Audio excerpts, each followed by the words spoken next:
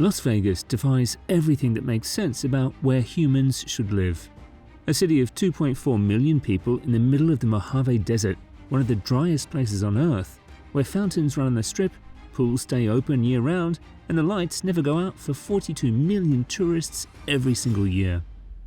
Nearly 90% of that water comes from one place, Lake Mead, a reservoir on the Colorado River that has been dropping for 25 years.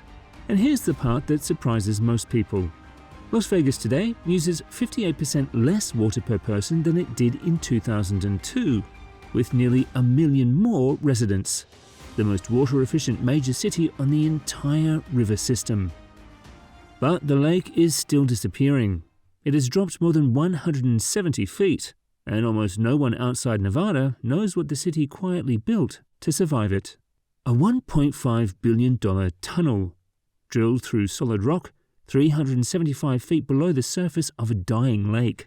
7 years of construction, one of the hardest water engineering jobs ever attempted in this country. So why is it not enough? Is the tunnel failing?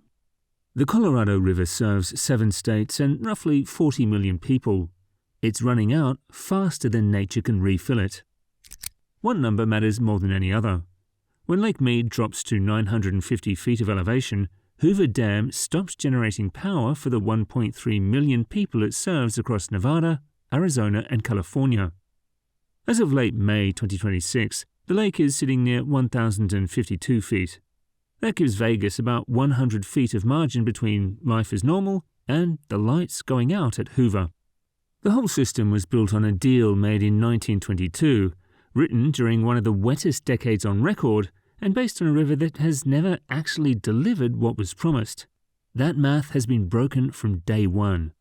Lake Mead, when it was full back in the 1980s, held more water than any other reservoir in the United States. Today, it sits at roughly 30% of capacity, exposing bathtub rings of mineral deposits hundreds of feet up the canyon walls. Las Vegas saw it coming earlier than most, and then it started building.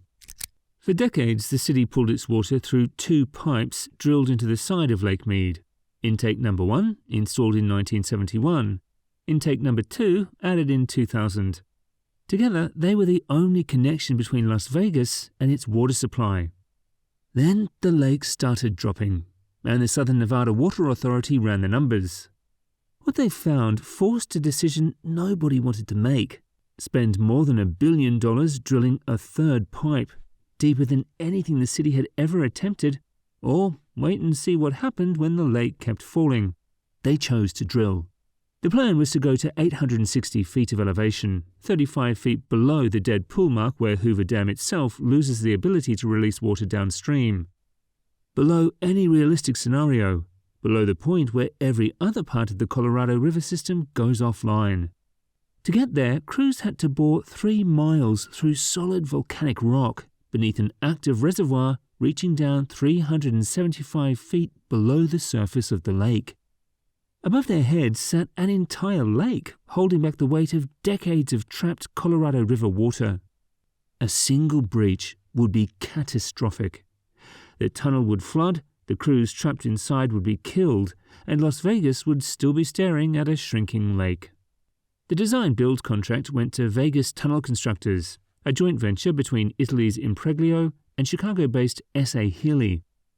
Their tunnel boring machine, custom-built by Herrenknecht in Germany, was 24 feet in diameter and weighed well over 1,000 tons. It would have to push through 4.7 kilometers of mixed rock under extreme pressure. Construction began in 2008. The crews worked through conditions beyond anything previously documented.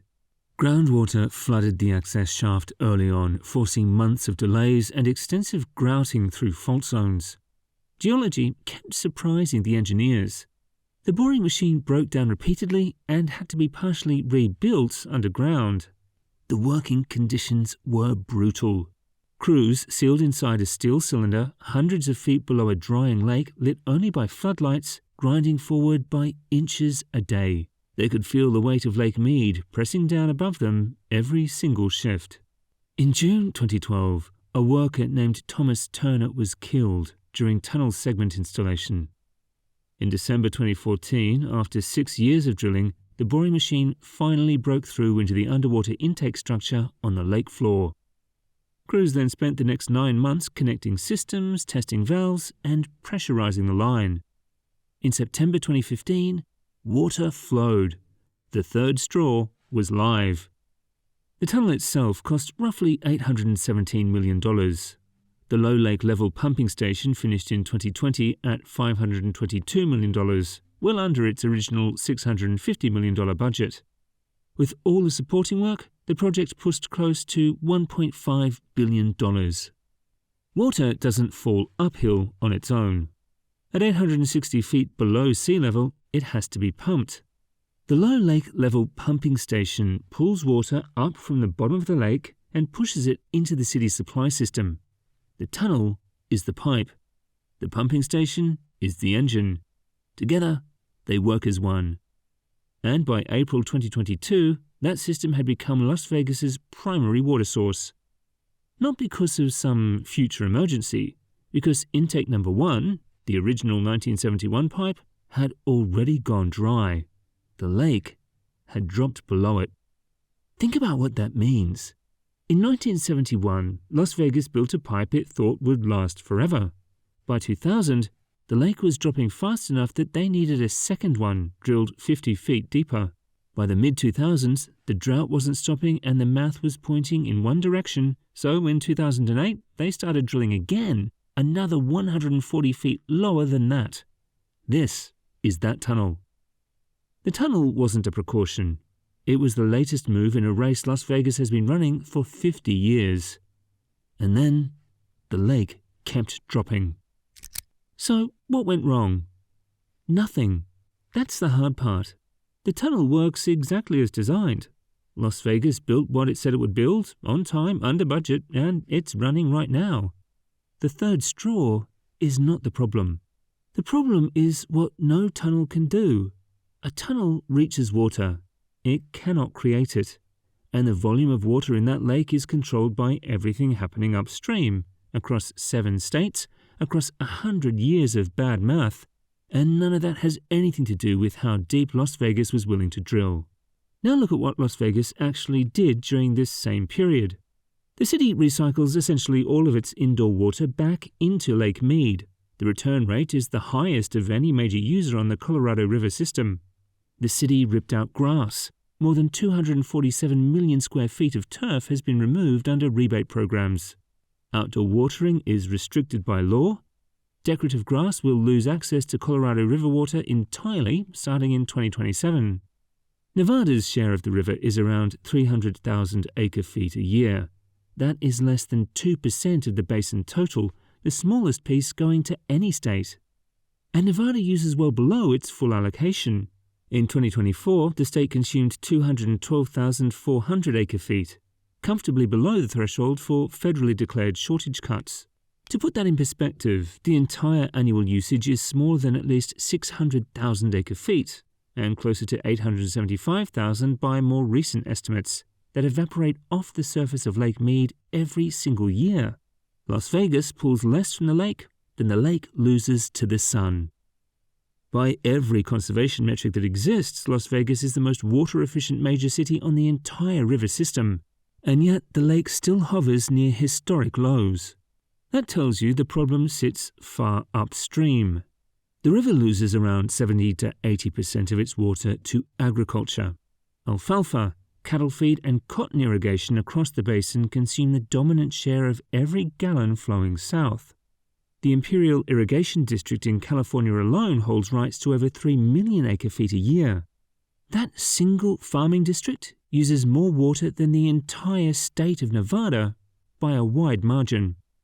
A huge share of that water grows alfalfa, much of which is exported overseas as cattle feed to Saudi Arabia, China, and the United Arab Emirates.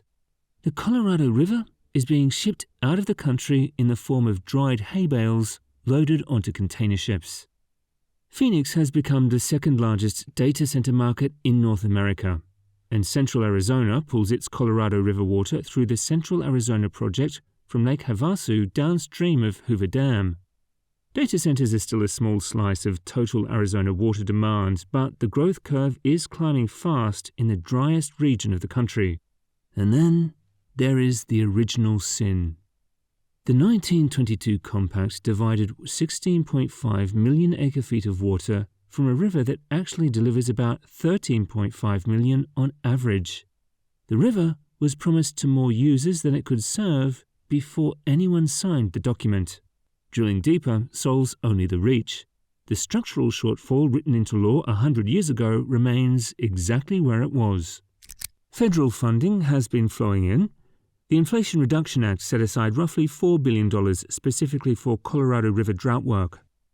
Layered on top of the bipartisan infrastructure law, total federal investment in Western water resilience pushes well into the multi-billion range. A meaningful chunk of it pays farmers to fallow fields and idle alfalfa acreage, voluntary conservation with cash on the table. The 7 basin states are still negotiating new operational rules for the post-2026 era. In May 2026, the lower basin proposed cutting 1.25 million acre-feet a year, with Mexico contributing another 250,000 acre-feet. The Bureau of Reclamation's draft environmental study lays out 5 possible paths forward. Ideas keep getting bigger as the deadline closes in. Carlsbad in San Diego County already runs a working desalination plant. Engineers have floated pipelines from the Gulf of California into the basin. Nevada has explored multi-billion-dollar proposals to bring Pacific Ocean water inland through long-distance partnerships with California utilities. Add every proposed solution together, and they still cover only a fraction of the structural deficit on the river. States are also looking at tighter shortage tiers, mandatory cutbacks, and tribal water rights settlements that have been stalled for decades. The process is slow, painful, and reliant on 7 states, 2 countries, and dozens of tribal nations reaching an agreement they have struggled toward for the better part of a century. The tunnel bought Las Vegas time. The real question is what anyone does with that time. Drive down the Strip tonight and the fountains still climb at the Bellagio. The pools at the resorts are full. The lake to the east is still there, lower than it used to be, but still there. The tunnel works, and it will keep working all the way down to 860 feet of elevation, 35 feet below the point where Hoover Dam itself goes silent. Las Vegas built the smartest urban water survival system in America. It cut demand in half. It recycles almost everything used indoors back into Lake Mead. It did the work on time, under budget, before anyone else thought it was necessary. The lake is indifferent to all of it. The river was promised to more people than it could ever serve, and the deal was signed in 1922. Every piece of engineering ever built is too small for a gap that wide. So here is the question. A city did everything right, built the tunnel, cut its water use in half, recycled nearly everything, and the lake still dropped. So who is supposed to fix the rest of it? Drop your answer in the comments, and subscribe for more Mega Build stories.